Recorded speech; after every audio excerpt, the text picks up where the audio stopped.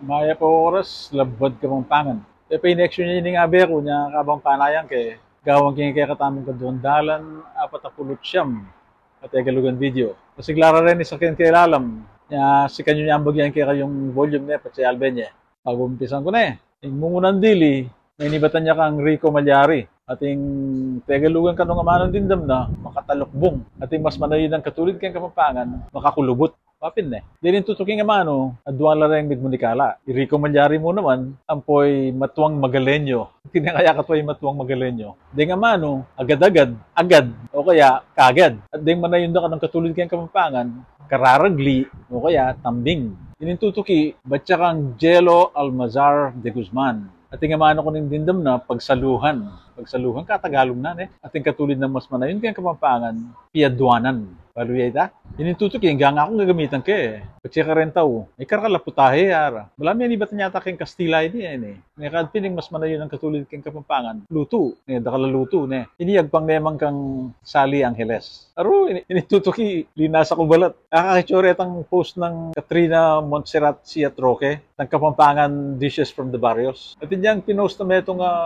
letrato, lalong kay lupa yung kinamatisan. Inatura ko. Tagalog yan po atang kinamatisan.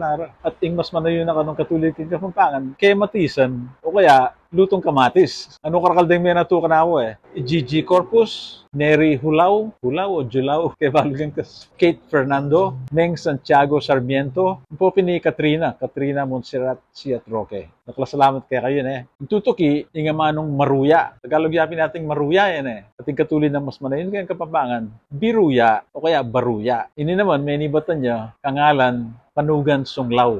Yung Kapampangan, bari lahat ng H ne. Yari nga liwa, diri na dong H de nga manong nga lang H, o kaya lalakuring H, imay, yung megmunikala ka rin nga doon tawli. Yung nga manong aas, yung ahas, kayang Tagalog, lalakuring H ne, gawaring aas. Siyempre, yapin ng ubingan kayang Kapampangan. Yung metong naman, alayang H, yung ibon, gawari ka nung hibon. At yapin ng ayop kayang Kapampangan. Balo ko rin o din the mic din eh.